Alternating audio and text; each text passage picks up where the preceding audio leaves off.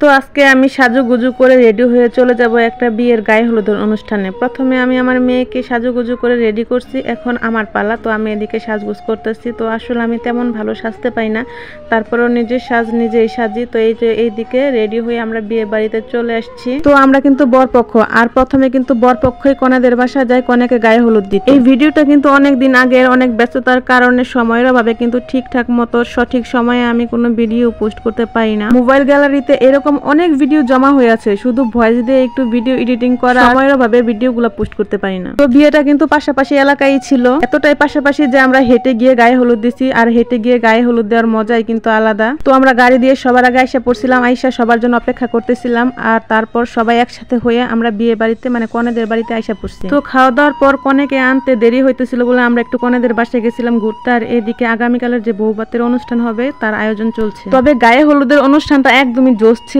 আমার কাছে কিন্তু খুবই ভালো লাগছে। বিয়ে বাড়ির মেন আনন্দই হচ্ছে গায়ে হলুদ আর বরকনেকে গোসল করানোর সময়, এই দুইটা জিনিস কিন্তু খুবই আনন্দের হয়। তো এই হলুদের অনুষ্ঠানে কনে কিন্তু হাসতে হাসতে খুব আনন্দের সাথে স্টেজে উঠতেছিল, এই জিনিসটা দেখে কিন্তু আমার খুবই ভালো লাগছে। কনে তো মহা খুশি, কারণ ভালোবাসার মানুষকে সারা জীবনের জন্য জীবন সঙ্গী হিসেবে কাছে পেতে যাচ্ছে।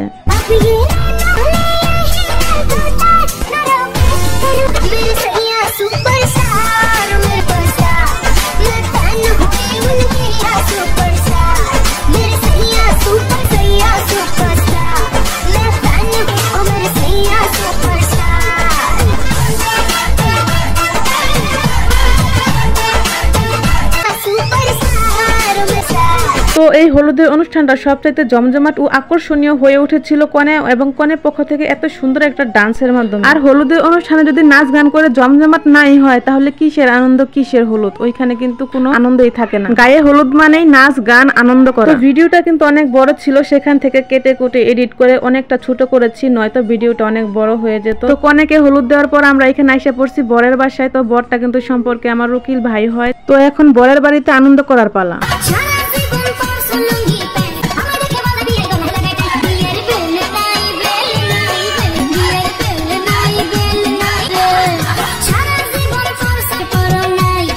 তো এই যে এখানে যে ডান্সটা হয়েছে এটা কিন্তু কনে পক্ষ আর বর পক্ষ দুই পক্ষ একসাথে ডান্স হয়েছে। আসলে এই বিয়েটাতে আনন্দ আর আনন্দই ছিল, বিয়েটাতে খুব এনজয় করছি, খুব ভালো লাগছে। তো নাচ গান শেষে এখন বরকে হলুদ দেওয়ার পালা। তো আমরা এখানেও বরকে হলুদ দিতেছি। তো অনেক রাত হয়ে যেতেছিল, এর মধ্যে আবার বাচ্চা নিয়ে আসছি। আর প্রচন্ড গরমে আমি একটু অসুস্থ হয়ে গেছিলাম, তাই আমরা তাড়াতাড়ি বরকে হলুদ দিয়ে তাড়াতাড়ি বাসায় চলে গেছি। তো হলুদের অনুষ্ঠান শেষে আজকে আমরা প্রস্তুতি নিয়ে নিলাম বরযাত্রীতে যাওয়ার জন্য। আর এই দিকে বর বেশি সেজে গুজে রেডি হয়ে গাড়িতে হাসতে হাসতে উঠে গেল তার ভালোবাসার মানুষকে সারা জীবনের জন্য তার জীবন সঙ্গিনী হিসেবে তার ঘরে আনার জন্য। তো আমরা সবাই এখন একসাথে রওনা দিলাম বরযাত্রীতে বউ আনতে যাওয়ার জন্য। আলহামদুলিল্লাহ আমরা বরযাত্রী নিয়ে কনেদের বাড়িতে পৌঁছে গেলাম। আর এইদিকে আয়োজনটা খুব সুন্দর ছিল, স্টেজ থেকে শুরু করে সকল ডেকোরেশন আমার কাছে কিন্তু খুবই ভালো লাগছে। আলহামদুলিল্লাহ খাওয়া দাওয়া শেষ করে আমরা কনের কাছে গেলাম কনেকে দেখতে। মাশাআল্লাহ বর কনে দুজনে কিন্তু খুব মিষ্টি। তো আপনারা সবাই ওদের জন্য দোয়া করবেন, ওরা যেন ভালোবাসার বন্ধনে অটুট থেকে সুখে দুঃখে একসাথে সারা জীবন পার করে দিতে পারে।